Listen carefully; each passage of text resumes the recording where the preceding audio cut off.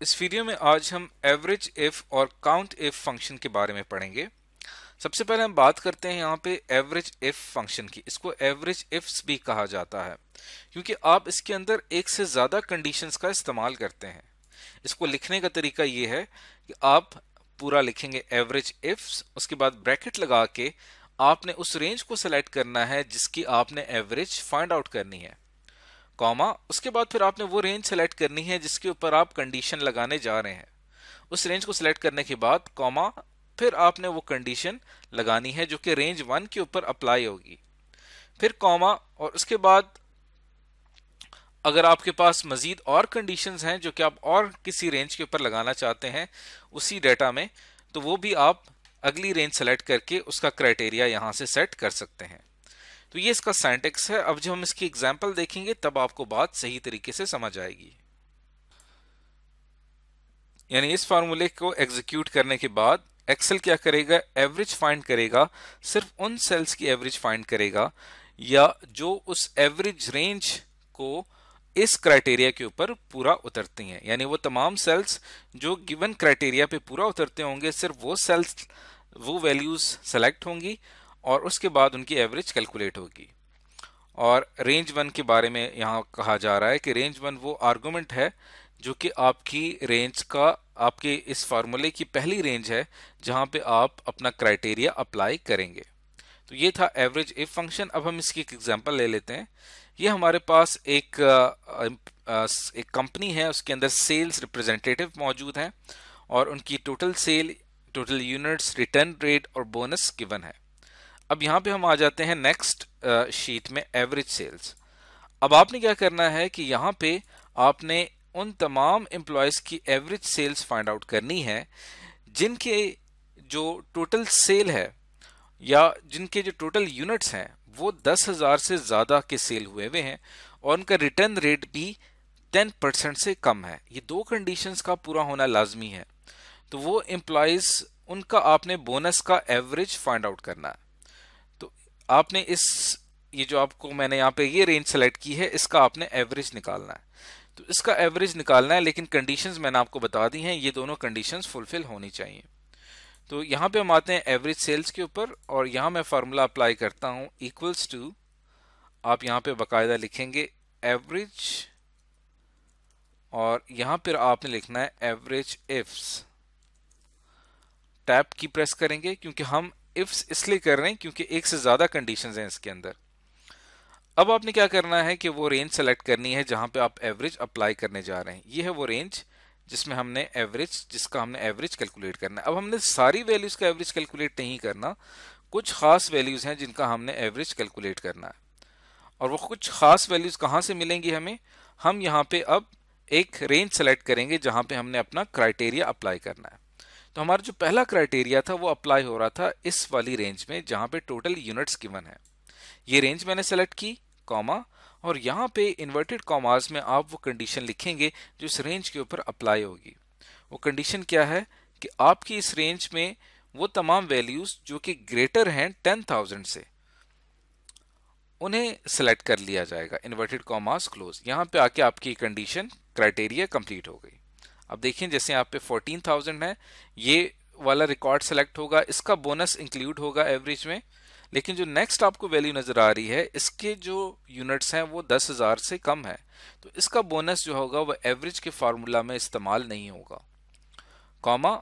उसके बाद जो हमने अगली कंडीशन अप्लाई करनी है उसके लिए पहले हम रेंज सेलेक्ट करेंगे। तो अगली रेंज हमारी है ये रिटर्न रेट वाली, और ये हमने रेंज सेलेक्ट कर ली है कि इतनी प्रोडक्ट का रिटर्न रेट रहा है, कॉमा। और उसके बाद आपने क्या करना है कि इस खास रेंज 2 जो आपने सेलेक्ट की है इसके ऊपर आपने कंडीशन अप्लाई करनी है। कंडीशन हमारी क्या होगी कि जो रिटर्न रेट है वो उसको लेस होना चाहिए 10% से, और यहाँ पे आके इन्वर्टेड कॉमास में क्लोज कर दूंगा और ब्रैकेट यहाँ पे आके क्लोज हो जाएगी।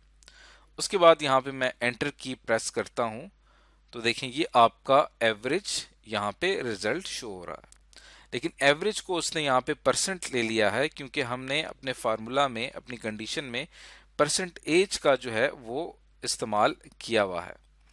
तो इसको यहाँ से आप फॉर्मेट में जाके इसका परसेंटेज हम यहाँ पे कर देते हैं नंबर। तो ये हमारे पास फाइनली ये एवरेज आई है 19,040 की शक्ल में शो हो रहा है। और अगर आप इसको करेंसी में शो करना चाहते हैं तो आप यहाँ पे हम जाएंगे करेंसी फॉर्मेट में और यहाँ पे हमने इसको सेलेक्ट किया तो ये $19,000 एवरेज सेल निकल रही है उन तमाम एम्प्लॉयज़ की जिनकी ये दो कंडीशन ट्रू साबित हो रही थी।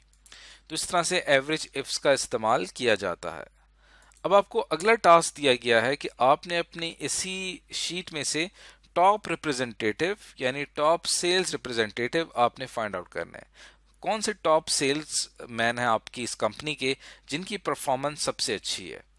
अब वही होंगे सारे जिनकी टोटल सेल भी 1 लाख से ज़्यादा है, टोटल यूनिट सेल आउट किए हैं 10,000 से ज़्यादा, उनका रिटर्न रेट भी कम है। तो ये जितने भी एम्प्लॉयज़ होंगे ये आपकी कंपनी के टॉप एम्प्लॉयज़ हैं। अब ये जो टॉप एम्प्लॉयज़ हैं इनको आपने गेट करना है, इनको आपने हासिल करना है और इनको आपने कैलकुलेट करना काउंट करना है कि ये कितने हैं। तो उसके लिए हम यहाँ पे एक फार्मूला अप्लाई करते हैं काउंट इफ्स का। इसका सिंटैक्स इस तरह से है कि आपने लिखना है काउंट इफ्स, उसके बाद वही तरीका आपने जो है वो रेंज सेलेक्ट करनी है, उसके ऊपर क्राइटेरिया, फिर रेंज सेलेक्ट करनी है, फिर क्राइटेरिया अप्लाई करना है। और रेंज 1 जो है ये आपका पहला ये आर्गुमेंट है इस फंक्शन का, और इसी तरह क्राइटेरिया 1 जो होगा वो रेंज 1 के पहला जो रेंज होगी उसके ऊपर अप्लाई होगा और वो ये डिसाइड करेगा कि किस सेल को आपने काउंट करना है और किस सेल को आपने काउंट नहीं करना। तो इसको हम किस तरह से अप्लाई करते हैं इस चीज़ को अब हम देखते हैं। आपने number of top sellers find करने हैं, इक्वल का साइन ऐड करेंगे और यहाँ पे आप लिखेंगे काउंट इफ्स, टैब की प्रेस करेंगे तो ये फार्मूला सेलेक्ट हो जाएगा। अब आपने यहाँ पे क्या करना है कि सबसे पहली रेंज सेलेक्ट करनी है। पहली रेंज हम सेलेक्ट करेंगे यहाँ पे, ये हमारी टोटल सेल्स हैं। ये रेंज मैंने सेलेक्ट कर ली, कॉमा, इन्वर्टेड कॉमास, और फिर आपने यहाँ पे अपनी कंडीशन लिखनी है कि इस रेंज में वो तमाम एम्प्लॉयज़ जिनकी सेल्स 1 लाख से ज़्यादा है, इन्वर्टेड कॉमास क्लोज, कॉमा।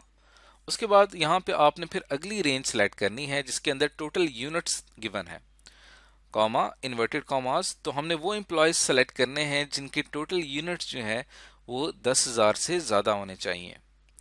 तो यहाँ पे कंडीशन बनेगी इज ग्रेटर देन 10,000, कॉमा। उसके बाद हम तीसरी एक रेंज सेलेक्ट करेंगे यहाँ पे, और यहाँ पे आपसे गलती ये हुई है कि यहाँ पे आपने इन्वर्टेड कॉमास ऐड करने, क्योंकि कंडीशन आप हमेशा इन्वर्टेड कॉमास में ऐड करते हैं, कॉमा। उसके बाद आपने थर्ड रेंज सेलेक्ट की है, कॉमा, और इस थर्ड रेंज के ऊपर आपने क्या कंडीशन अप्लाई करनी है कि जो आपका रिटर्न रेट है वो 10% से कम होना चाहिए। ये हो गया और उसके बाद आपने यहाँ पे ब्रैकेट क्लोज कर दी। तो फाइनली हमारे फार्मूला कंप्लीट हो चुका है। अब जैसे ही मैं एंटर प्रेस करूंगा तो वो तमाम एम्प्लॉयज़ जिनकी ये तमाम कंडीशन पूरी उतरती है वो तमाम काउंट कर लिए जाएंगे कि वो कितने एम्प्लॉयज़ ऐसे हैं जो इन तीनों कंडीशन पर पूरा उतर रहे हैं।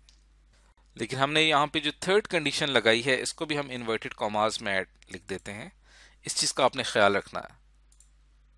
तो जैसे ही एंटर प्रेस करेंगे तो काउंट होके आ जाएगा। तो टॉप सेलर हमारे पास एक ही ऐसा सेल्समैन है जिसके पास ये तीनों प्रॉपर्टीज, ये तीनों कंडीशन सही साबित हो रही हैं। और अगर हम अपने डाटा को भी देखें तो यहाँ पे हमें एक एम्प्लॉय एक ऐसा नज़र आ रहा है जिसके अंदर ये तमाम सलाहियतें मौजूद हैं। इस एम्प्लॉय की बात की जाए तो उसकी टोटल सेल 1 लाख से ज़्यादा है और जो टोटल यूनिट्स हैं वो यहाँ पे ये कंडीशन उसकी फुलफिल नहीं हो रही और ये तीसरी कंडीशन ये फुलफिल हो रही है, तो ये एम्प्लॉय नहीं हो सकता।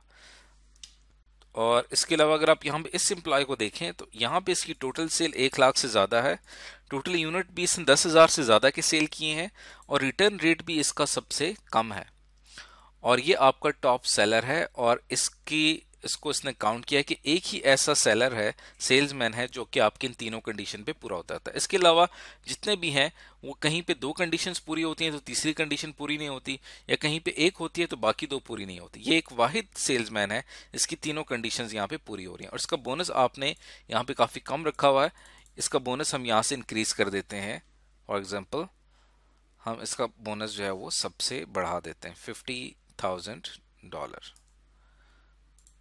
तो इसका बोनस सबसे ज़्यादा होना चाहिए क्योंकि ये कंपनी का टॉप सेल्समैन है। तो इस तरह से हम फाइंड आउट करते हैं कि आप काउंट इफ का जो फंक्शन है वो किस तरह से अप्लाई किया जाता है।